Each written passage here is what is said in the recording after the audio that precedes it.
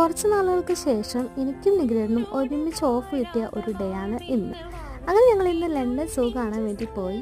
അവിടെ കുറച്ച് വെറൈറ്റി സംഭവങ്ങളൊക്കെ നമ്മൾ കണ്ടായിരുന്നു.